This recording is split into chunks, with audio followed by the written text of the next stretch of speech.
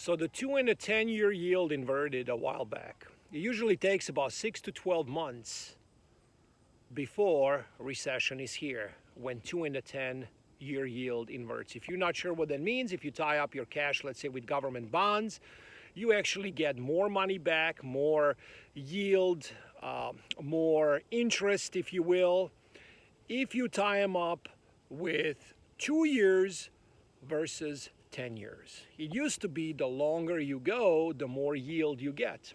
But now all of this is just completely, it's basically banana republic, okay? And the bond market is the biggest market in the world. It is a monster, and this is a big problem. But now that's been ignored. We are not in a recession. To follow up, we did have 2 consecutive quarters of negative GDP. Again, that's not a recession because it is all new now, I guess. Everybody that goes, that sits inside that Oval Office can make up rules as they come. This administration has been really, really good doing so.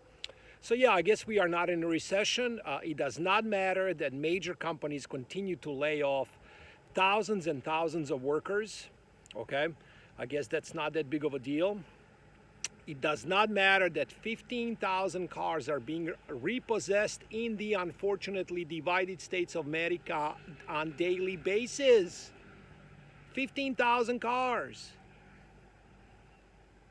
It doesn't matter right now that the Bank of America is supposedly, helping minorities. They want to make sure they're fighting racism, inequality. So right now you can just walk in. If you are, let's say, Hispanic or whatever, you'll get a loan, okay, with no credit check and no money down. Why are they doing this? Well, the midterms are coming up.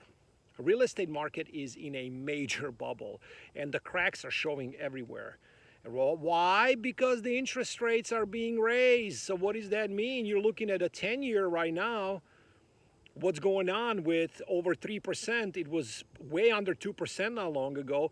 That reflects, let's say, your 30-year fixed mortgage rate, which is right now doubled. If you go back like a year, it was about, let's just say, keep it simple, 3%. Now it's over 6%. So people are being priced out. These homes are overpriced. When I say these homes, I'm talking about places where most people want to live. Florida, they want to go to California, depending on your political views, of course, Texas. It's ridiculous. How are people going to afford this when wages are not keeping up? It's a debt-based system. If there is no borrowing, the game is over. The dollar Ponzi scheme dies immediately, overnight, it's gone. So now they're going to make these numbers look better before midterms as unfortunately, millions and millions of people are going to get enslaved even more because they're going to get in debt with no money down, no credit check, just get in and get into these overpriced homes. And then they get to find out if these prices continue to go up, they will start counting, oh, look, that equity is looking good already if this continues on for another, let's say, couple of years, which I doubt it will. And then when the haircut of 50, 60, 70, 80% happens in the real estate, they're going to be stuck with 2,500, 3,500, who knows what amount payments per month. And the banks win again. Just think about it, 15,000 cars repossessed on a daily basis. People are over-leveraged, keeping up with the Joneses is catching up with people. I've been talking about this for the last 2 years on this video blog. You've got to get rid of bad debt. If you had some passive income, debt that generates income, it's a different story.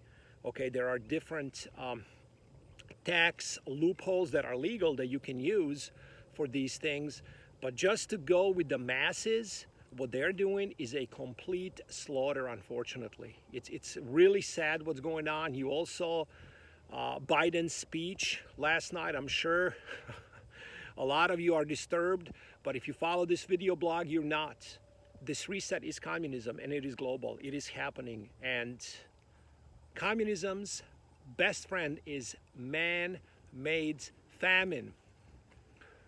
Continue preparing,